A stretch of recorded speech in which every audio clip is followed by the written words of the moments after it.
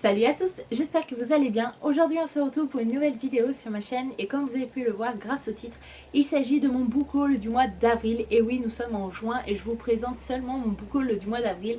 Je tiens à m'excuser puisque la semaine dernière il n'y a pas eu de vidéo sur la chaîne et aussi parce que du coup j'ai accumulé du retard. Mais si vous n'êtes pas au courant, en fait j'ai passé le concours de professeur des écoles en parallèle de ma première année de master. Et du coup c'est vrai que c'était une année assez chargée puisque d'un côté je devais gérer les cours du master et tout ce qui était pour valider le master, donc les cours, les partiels, etc. Et de l'autre côté il fallait réviser le concours et du coup j'ai réussi les écrits et je suis super contente de les avoir réussis. Et du coup je devais réviser pour les épreuves orales qui se déroulaient du coup début juin. Et du coup voilà, j'avais très peu de temps pour réviser l'oral, sachant que certains passent mi-juin, donc ils ont 15 jours en plus que moi pour réviser et pour passer. Mais du coup d'un côté je suis bien contente d'être passée début juin dans les premières, parce que désormais je suis enfin en vacances pour 3 mois. Donc voilà, je tiens à m'excuser encore une fois pour l'absence de la semaine dernière. Et en tout cas, n'hésitez pas à me dire en commentaire s'il y a des vidéos spéciales que vous voulez voir sur la chaîne. Donc ça peut être des tags, ça peut être des top 5, ça peut être des conseils de lecture. N'hésitez pas, moi ça me fera un grand plaisir de répondre à vos envies. Et donc on commence désormais pour le book haul. Donc le premier livre que j'ai à vous présenter, il s'agit de Les Assistantes de Camille Perry, publié aux éditions de Noël. Je tiens à remercier la maison d'édition de m'avoir envoyé ce livre et de m'avoir fait confiance. Donc ici, c'est un peu dans le même thème que Les Stagiaires de Samantha Bailey. Et du coup, voilà, je sais que Samantha Bailey, avec ce livre-là, a fait un tabac, c'est-à-dire que beaucoup de gens ont aimé ce livre et du coup j'espère que c'est vraiment dans ce même thème et j'espère que j'aimerai cette lecture. Ensuite j'ai craqué pour Transcendante, qui est la suite de Immaculée de Kathleen Detweiler, publiée aux éditions Robert Laffont dans la collection R. C'est un livre que je voulais absolument avoir, tout simplement parce que j'ai lu en début d'année le premier tome et j'avais plutôt bien aimé, même si j'avais été un petit peu déçue. Si vous ne connaissez pas l'histoire du premier tome, en fait c'est une jeune fille de 17 ans qui tombe enceinte et elle ne sait pas pourquoi, tout simplement parce qu'elle n'a jamais eu de relation sexuelle avec son petit ami. Et donc c'est un petit peu compliqué d'expliquer le fait qu'elle soit enceinte. Et sachant que dès qu'elle découvre qu'elle est enceinte, on va dire que tous ses proches, tout son entourage lui tourne le dos en disant que c'est une grande menteuse et que du coup, voilà, elle ne peut pas tomber enceinte comme ça par hasard. Du coup, si vous n'avez pas vu ma vidéo point lecture, vous pouvez la trouver sur ma chaîne avec grand plaisir. Je vous la mettrai en barre d'infos, donc si vous ne voulez pas aller chercher sur la chaîne, allez regarder en barre d'infos. En tout cas voilà, j'avais été un petit peu déçue puisque à la fin on n'avait vraiment pas de réponse, mais du coup c'est vrai que je ne savais pas qu'il y avait un tome 2 qui sortait. Et donc c'est chose faite, je l'ai et je pourrai enfin lire la suite. J'ai également craqué durant ce mois pour le tome 3 de Le Jeu du Maître de James Dashner, publié aux éditions Pocket Jeunesse.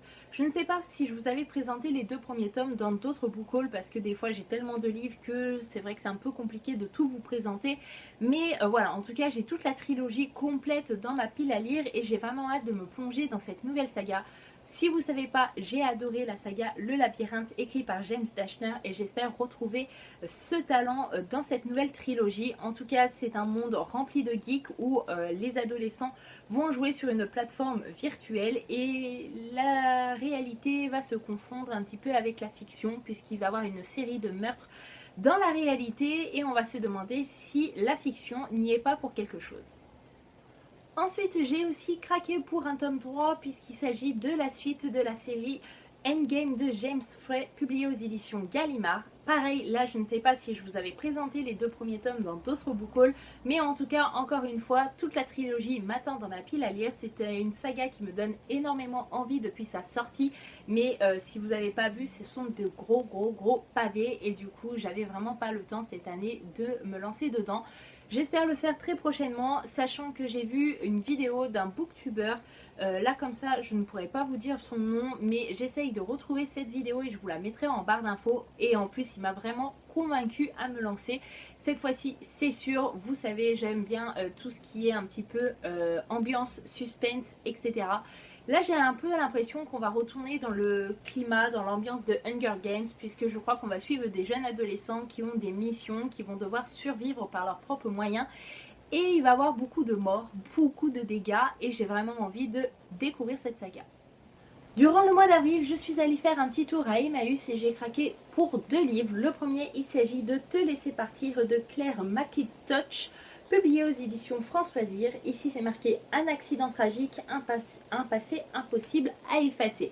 C'est une histoire où un petit garçon va échapper à la vigilance de sa mère et qui va disparaître en pleine nuit. Et malheureusement, sa mère va jamais retrouver son enfant. Elle va vivre vraiment l'enfer puisque, voilà, pour une mère, quand son enfant disparaît, et on ne sait même pas ce qu'il est devenu, cet enfant. On ne sait pas s'il est décédé, s'il a été kidnappé, s'il est encore vivant ou non.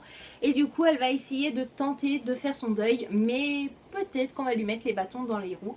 Et j'ai vraiment hâte de savoir ce qu'il en est concernant cette histoire. Je ne sais pas vraiment si du coup elle va mener sa propre enquête, mais il me semble, et donc j'ai hâte de découvrir. J'ai craqué comme tout le monde pour The Curse de Marie Rutkowski, un nom assez difficile à dire, publié aux éditions Lumen. Donc ici, on va suivre une jeune fille de 17 ans qui est fille d'un homme de pouvoir dans la société dans laquelle elle vit. Et du coup, elle décide d'acheter un esclave, un homme, à une vente aux enchères, en espérant peut-être le sauver et je sais pas quoi d'autre. Mais en tout cas, il faut savoir que son geste va la mettre en danger et peut-être qu'elle aurait pas dû le sauver. Voilà, c'est vraiment le résumé plutôt bref et que j'entends un peu partout. J'ai pas envie d'en savoir plus, tout simplement parce que j'ai envie de découvrir cette histoire sans en savoir trop.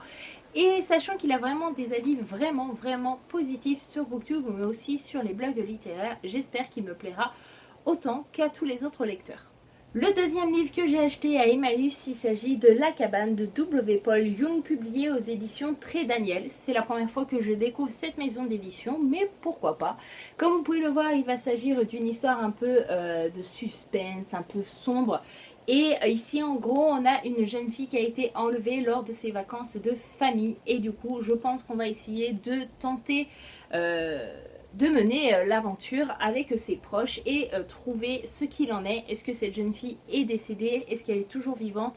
Quelle est la vérité concernant cette histoire? Et du coup, c'est vrai que, comme je vous l'ai dit régulièrement sur la chaîne, je prends pas assez le temps de lire des thrillers, des polars, des lectures avec du suspense, alors que j'adore ça. Donc j'espère faire ça très prochainement. Je pense que ce roman, je vais quand même le garder pour cet automne ou cet hiver, vu que voilà, il y a de la neige, on sera vraiment dans le thème. Ensuite, j'ai craqué pour Caraval de Stéphanie Gerber, publié aux éditions Bayard. C'était un roman que je voulais depuis très longtemps, puisque je l'ai vu de partout. Et autant vous dire que la couverture est juste sublime. Et le résumé me tentait plutôt pas mal, donc pourquoi pas. Ici, si j'ai bien compris le résumé, Caraval est un spectacle merveilleux sous un petit jeu. C'est-à-dire qu'il me semble qu'on va tester les lecteurs et on va essayer de leur raconter des choses. Donc ce sont des choses de la fiction, mais attention, on pourrait prétendre que les lecteurs se fassent avoir et confondent la fiction et la réalité. Moi, vous savez, j'aime bien tout ce qui est comme ça, cette ambiance-là, et j'ai vraiment envie de voir si l'auteur réussit à me faire perdre les pieds entre la fiction et la réalité. À mon avis, le point lecture va bientôt arriver concernant ce livre, puisque je pense pas le laisser longtemps dans ma pile à lire. Ensuite, Je suis ton soleil de Marie Pavlenko, publié aux éditions Flammarion Jeunesse, a rejoint ma pile à lire durant le mois d'avril. C'était un roman que je voyais aussi de partout et je me suis dit pourquoi pas. En plus, je trouve que le titre est très gay, c'est-à-dire que c'est un livre que je pourrais éventuellement lire cet été puisque c'est totalement dans le thème. Ici on va suivre une jeune fille qui s'appelle Déborah, il me semble, et qui rentre en terminale, donc vous pouvez imaginer que c'est une année un petit peu stressante pour cette jeune fille puisque à la fin de l'année terminale il y a le bac et il y a aussi les choix que l'on fait pour son futur, son avenir, et du coup c'est jamais une année évidente, sachant qu'apparemment ses parents ne sont pas très présents. D'un côté on a une mère qui est un peu spéciale et de l'autre côté on a un père qui refait sa vie de son côté. Donc c'est vrai que Déborah est un peu perdue entre ses deux parents et du coup il va lui falloir beaucoup de courage, beaucoup d'amis et beaucoup d'humour pour surmonter cette année, et j'ai vraiment hâte de découvrir ce roman. Je n'ai entendu que du bien jusqu'à là et donc j'espère que ça sera le cas pour moi. Ensuite, j'ai craqué pour un deuxième roman de Claire McIntosh et il s'agit de Je te vois, qui a été publié aux éditions Marabout, et comme vous pouvez le voir, il s'agit d'un thriller. Ici, on va suivre une femme qui s'appelle Zoé et qui découvre sa photo dans un petit journal londonien. Et c'est assez perturbant et elle va essayer de mener son enquête, surtout que sa photo n'est accompagnée de rien à part une adresse internet et un numéro de téléphone. Donc elle se demande pourquoi sa photo est publiée dans ce journal et qu'il n'y a aucune explication à cela. Quand elle en parle à ses proches lui disent que c'est juste une photo d'une femme qui lui ressemble énormément mais que ce n'est pas forcément elle. Et au fur et à mesure, on se rend compte que de nombreuses femmes atterrissent dans ce journal et elles ne savent pas ce qui se passe. Apparemment, il s'agit peut-être d'un fou, d'un psychopathe. Et voilà, j'ai vraiment envie de découvrir ce qu'il en est concernant cette histoire et je vous en reparle très vite. Ensuite, j'ai craqué pour The Cruelty de Scott Bergstrom, publié aux éditions Hachette. Ici, on va suivre une jeune adolescente qui s'appelle Gwendoline et qui a eu une vie plutôt difficile puisque à l'âge de 7 ans, elle voit sa mère se faire assassiner sous ses yeux et ensuite à 17 ans, son père disparaît le même jour où sa mère est morte. Donc, sacrée coïncidence et sacré hasard, sachant que Gwendoline est persuadée qu'il se passe quelque chose concernant son père.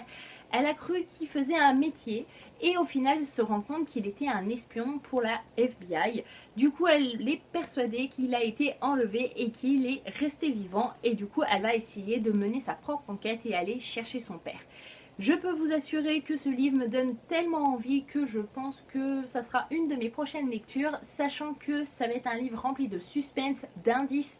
Et voilà, mon cerveau va être torturé dans tous les sens, mais c'est ce que j'aime, vous le savez. Et donc je vous en reparle très très vite. Ensuite, un autre roman a rejoint ma pile à lire. Il s'agit de Les Décharnés de Paul Clément, qui est un roman auto-édité. Et pourquoi pas. C'est un roman que j'avais pas forcément envie de rajouter à ma pile à lire. Et puis en fait, je suis tombée sur une des vidéos de Elodie, de Elliot et des livres. Si vous la connaissez pas, allez voir sa chaîne, je l'adore. Et je pense que ça peut vous plaire également. Et elle l'a vendu tellement bien, voilà, franchement je pouvais pas passer à côté. Une fois que j'avais terminé de voir sa vidéo, je me suis dit bah forcément il faut que je le rajoute à ma wishlist. Et bah voilà, maintenant il est rajouté à ma pile à lire. Mais j'ai vraiment hâte de lire ce livre. Si vous aimez l'ambiance de The Walking Dead, qui est une série télé, je pense que ce roman peut le faire grandement. C'est vraiment dans la même direction, c'est vraiment le même thème et du coup c'est juste une différence télé, livre, donc pourquoi pas. Et donc pour finir ce book haul, il s'agit donc de mon dernier livre, il s'agit de Faux frères, vrai secret de Olivier Gay, publié aux éditions Castlemore. Ici on va suivre une jeune adolescente qui s'appelle Léa, qui menait une vie plutôt ordinaire jusqu'à là, puisqu'elle s'intéressait à ses notes, à son lycée, à ses amis, voilà. Une vie plutôt ordinaire pour une adolescente de son âge, jusqu'au jour où elle apprend que tous les amis de son père décèdent tous dans un accident de voiture et du coup il y a un orphelin, voilà, tout simplement. Je cherchais à aller plus loin, mais voilà, il y a un orphelin suite à cet accident. Du coup, les parents de Léa vont décider d'accueillir ce jeune homme. Et au final, Léa va se rendre compte que ce jeune homme est plutôt mystérieux, plutôt étrange. Et du coup, elle va essayer de découvrir qui il est vraiment et donc de mener sa propre enquête. C'est un roman de Olivier Gay, c'est un auteur que je suis sur Facebook et aussi sur sa chaîne YouTube, puisqu'il a une chaîne YouTube et il me fait totalement rire. C'est un auteur que j'aimerais vraiment rencontrer dans les prochaines années et du coup pourquoi pas lire mon premier roman de lui, sachant que c'est le roman qui me tente le plus le concernant. Donc pourquoi pas. Et voilà, ma vidéo book haul du mois d'avril est enfin terminée. J'espère que cette vidéo vous aura plu et qu'elle n'aura pas été trop longue. J'ai essayé d'aller le plus vite possible. En tout cas, n'hésitez pas à me dire en commentaire si vous avez lu un des livres que je vous ai présenté dans cette vidéo pour m'encourager à le sortir plus vite que prévu de ma pile à lire. Ça sera avec grand plaisir de recevoir vos conseils. Et n'hésitez pas à me dire si je vous ai convaincu à acheter pour vos futures lectures un des livres que je vous ai présenté dans cette vidéo. En tout cas, je vous fais de gros bisous. Je vous remercie d'être de plus en plus nombreux sur cette chaîne et je vous retrouve bientôt dans une prochaine vidéo. Bye bye!